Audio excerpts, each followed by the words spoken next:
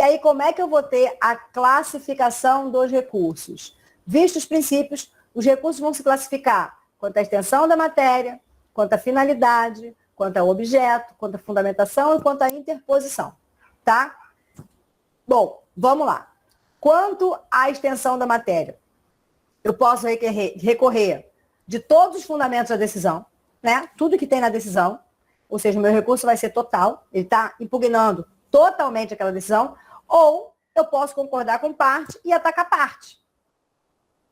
Ah, imagina, por exemplo, o magistrado, ao sentenciar, condenou o camarada lá, né, a pagar o meu dano material, e aí o dano material, eu tinha pedido 10 mil, ele condenou a pagar 9.200, e o dano moral a 5 mil, e eu tinha pedido 100 mil. Cara, o dano material para mim tá de boa, eu não quero atacar o dano material, mas eu quero recorrer do dano moral. Então, o meu recurso, ele vai atacar o quê? Parte daquela decisão. Por isso que a gente fala que na fundamentação, né, quanto à extensão da matéria que eu estou atacando, ela pode ser total ou pode ser parcial, tá? Quanto à finalidade, aí a gente já viu até no conceito. Eu posso estar buscando com o meu recurso a reforma, a invalidação, o esclarecimento e a integração daquela decisão. Beleza? Quanto ao objeto, deixa eu falar para vocês entenderem. O objeto do recurso pode ser um objeto ordinário ou extraordinário. O que isso quer dizer? Ou eu posso estar buscando a proteção do direito objetivo, ou eu posso estar buscando a proteção do direito subjetivo.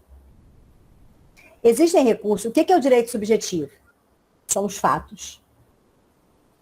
Aqueles que eu preciso provar, né? Elemento probante. O que eu levo como elemento probante? Fatos. Por quê? Porque matéria de direito em si, o elemento probatório dela é pré-constituído, porque é documento. Certo? Quando a gente fala de tribunais superiores, a única coisa que eu discuto nos recursos superiores é matéria de direito. Logo, a proteção ali é do direito objetivo. Só os recursos superiores, né? Os recursos superiores, recurso especial e recurso ordinário, eles só tratam do direito objetivo, ou seja, de matéria de direito. Eu não discuto nos recursos superiores fatos. Por isso, a famigerada súmula 7. Se você discute alguma coisa no recurso superior e vincula aquela discussão a um fato ocorrido, acabou. Ele já vai aplicar a súmula 7 porque ele não tem como ver os fatos. Tá? Os tribunais inferiores, Tribunal de Segundo Grau, TJ, TRF, eles analisam tanto questão de fato como questão de direito. Então, você vai discutir as duas coisas em Tribunal de Segundo Grau. É possível discutir fato nos tribunais superiores? Sim, é possível. Quando eu falo de ROC. O ROC leva a análise fática para os tribunais superiores. Lembra que eu falei que cabe ROC de uma sentença quando eu tenho no polo Estado estrangeiro ou organismo internacional de um lado, município ou pessoa residente domiciliada no país de outro? Nesse caso, essa sentença vai caber ROC para o STJ? Então, nesse caso, o STJ vai analisar fatos. Mas perceba, o recurso não é um recurso especial. Porque o recurso especial, que é o recurso da Corte Superior, né, no segmento dos recursos, ele só trata de matéria de direito. Da mesma forma que o recurso extraordinário no STF, só trata a matéria de direito. Ficou claro isso para vocês? Então, quando eu falo do objeto do recurso, o meu recurso ele vai estar tratando matéria fática e matéria de direito, ou só matéria de direito. Quando eu falo dos recursos superiores, é só matéria de direito. Quando eu falo dos tribunais inferiores, tanto matéria fática quanto matéria de direito pode ser apreciada. Ok? Claro isso?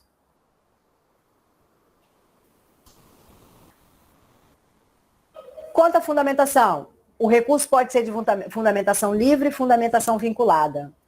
Logo no início da aula, eu falei com a Simone, falei assim, Simone, os embargos de declaração têm fundamentação vinculada, né? Você, quando recorre, você precisa mostrar qual é a omissão, qual é a obscuridade ou qual é a contradição. Lembra que eu falei isso?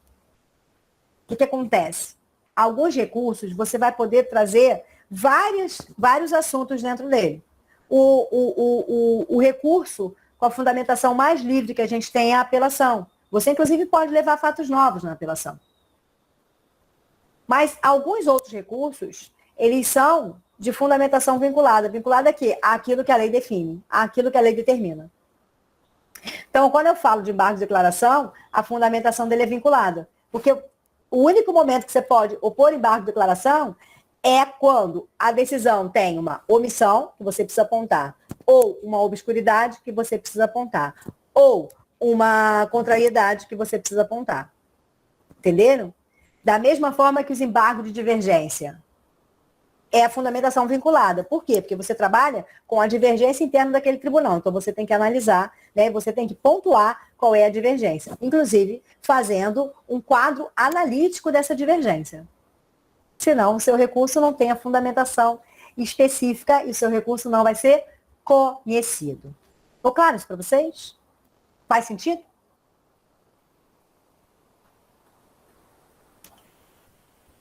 E, por fim, quanto à interposição. Eu posso ter um recurso com a interposição principal ou um recurso com a interposição adesiva. Que raio é isso?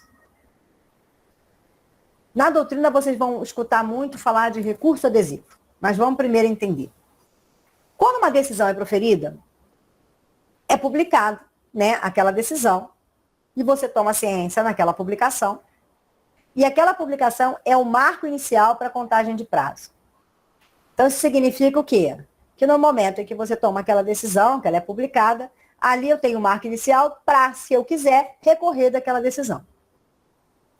Regra geral, os prazos dos recursos são de 15 dias úteis, com exceção dos embargos de declaração, que são 5 dias úteis.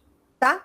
Então, embargo de declaração são 5 dias úteis, mas os demais recursos, todos eles são 15 dias úteis. Ótimo. Então, nesses 15 dias que correm a partir da publicação da decisão, os recursos interpostos ali são recursos interpostos no prazo devido da lei. Então, a gente vai dizer que é interposição principal, porque o prazo correto para a interposição do recurso é nesse prazo, em que a decisão é publicada e começa a correr o prazo para você recorrer caso você tenha algum tipo de inconformismo. Então, esse prazo, ele corre em comum para as duas partes, né?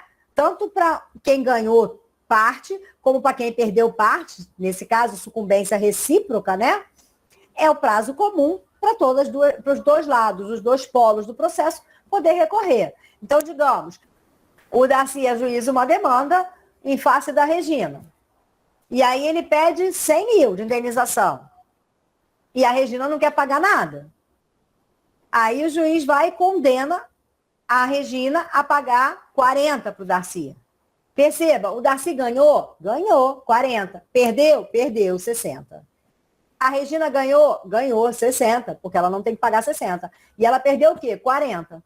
Perceba que os dois sucumbiram nesse processo. Então, eu tenho uma sucumbência recíproca, tá?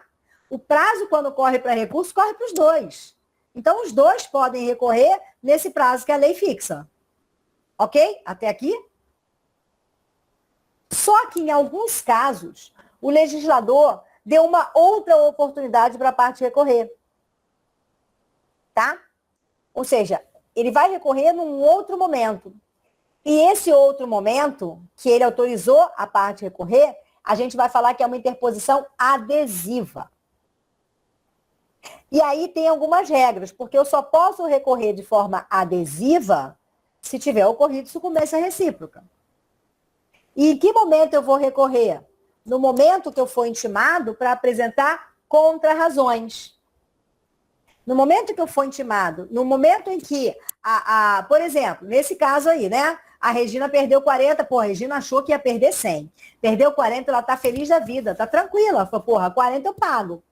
Mas o Darcy tá pé da vida porque ele quer os outros 60 dele. Porque ele pediu 100, não pediu 40. Então ele recorre sozinho. Nesse momento que ele recorre sozinho, primeiro, princípio da não reformatio império, proibição da reformatio império. Eu só posso melhorar a condição do Darcy. Está lá, ele recorreu dentro dos 15 dias que a lei lhe faculta. E aí, quando ele interpõe esse recurso, o que vai acontecer? Vai ser determinada a intimação da Regina para ela contrarrazoar o recurso do Darcy. Quando ela é intimada do recurso do Darcy, ela fala, opa, pode ser que no recurso chegue a 100, né? Ou ela não tinha recorrido porque o advogado perdeu o prazo, por exemplo. E aí, quando ela é intimada do recurso do Darcy, o que ela faz? Ela vira para o advogado e fala, pô, dá para recorrer agora? O advogado, por acaso, dá para recorrer. E aí, ele vai apresentar as contrarrazões, né, contra-argumentando os argumentos do Darcy, e, ao mesmo tempo, ele vai interpor um recurso de apelação para a Regina. Só que esse recurso de apelação da Regina, ele é adesivo. Ele vai ser interposto na forma adesiva. O que isso significa, professora? Significa que o recurso da Regina é como se ele fosse um recurso acessório do Darcy. Então, quando os recursos seguirem para serem analisados no juízo de admissibilidade, se porventura, por qualquer motivo, o recurso do Davi não for conhecido, né? O da Regina dança junto. Não vai ser conhecido também. Ainda que ela tenha cumprido com todos os requisitos. Mas se o dele não for conhecido, o dela também não vai ser. Por quê? Porque o recurso dela é um recurso adesivo, é acessório. Tá? E aí vamos ver como é que funciona essa interposição adesiva, né, no desenhozinho que eu trouxe para vocês. Que é claro, né? A gente sempre coloca um desenhozinho para vocês poderem enxergar. Vamos lá. Interposição, gente, não é recurso adesivo, tá? Apesar do código falar recurso adesivo, da doutrina falar recurso adesivo, não existe esse termo recurso adesivo do 994. E a gente viu a taxatividade. Então, se a gente viu a taxatividade, o recurso adesivo é uma forma de interposição, tá ok? Então, vamos lá. Interposição na forma adesiva. Quais são as regras de cabimento? Para eu recorrer na forma adesiva, tem que ter sucumbência recíproca. Segundo, só quem pode interpor um recurso na forma adesiva é o recorrido. Por que eu estou falando isso? Porque quando a gente vai estudar os legitimados para recorrer, nós temos 3 legitimados. A parte recorrida, né? As partes do processo podem recorrer, o Ministério Público e o terceiro prejudicado. Só que no caso de recurso adesivo, nem o Ministério Público, nem o terceiro prejudicado podem interpor recurso adesivo. Só o recorrido. Ok? O recurso adesivo é atrelado ao principal. E detalhe, o recurso adesivo, gente, é um recurso comum, só que ele é interposto na forma adesiva. Então, ele tem que cumprir todos os requisitos que seria cumprido se ele tivesse recorrido no prazo que a lei define como principal. Tá? A interposição dele se dá no prazo das contrarrazões e vai ser exercido o juízo de admissibilidade, como eu falei, exigindo todos os requisitos. Em quais recursos, ou melhor, quais recursos eu posso interpor na forma adesiva? Só 3. Eu só posso interpor na forma adesiva apelação, recurso especial e recurso extraordinário. Se não for nenhum desses 3, se eu perder o prazo, babou, eu não tenho como recorrer na forma adesiva. Tá ok? Só apelação, recurso especial e recurso extraordinário. E aí, como é que funciona? Vamos olhar a tela. Olha aqui. Eu tenho a decisão proferida. Essa decisão trouxe sucumbência recíproca. Aí, uma das partes satisfez. No caso, a Regina, né? Eu trouxe a situação da Regina e do Darcy. A Regina achou que 40 estava legal, o Darcy não gostou da decisão e recorreu no prazo que a lei confere para a interposição dos recursos. Então, ele recorreu na forma, né? A interposição do recurso dele foi principal. Regina não recorreu porque ela estava de boa com 40. E aí, quando ele recorre sozinho, a gente já viu, né? Aplica-se o princípio da não reformatio impégius. Só que, quando ele recorre, a Regina é intimada para apresentar contrarrazões. E quando a Regina recebe as contrarrazões, quando a Regina é intimada, o que ela fala? Epa, eu vou recorrer também. Porque é uma apelação e eu posso recorrer na forma adesiva. Então, a Regina apresenta as contrarrazões e Em peça separada, porque é uma peça separada, ela vai apresentar o recurso dela de apelação na forma adesiva. E aí, galera, se a Regina recorre, ainda que seja na forma adesiva, o que vai ser afastado? Princípio da proibição da reformata impégios. Porque agora eu não tenho mais uma parte só recorrendo, eu tenho as duas. Ok? E aí, claro, quando ela interpõe o recurso na forma adesiva, vai intimar o Darcy para apresentar o quê? Contra-razões. Entenderam isso? Tá? Mas só pode ser interposto na forma adesiva apelação, recurso especial e recurso extraordinário. Tá ok?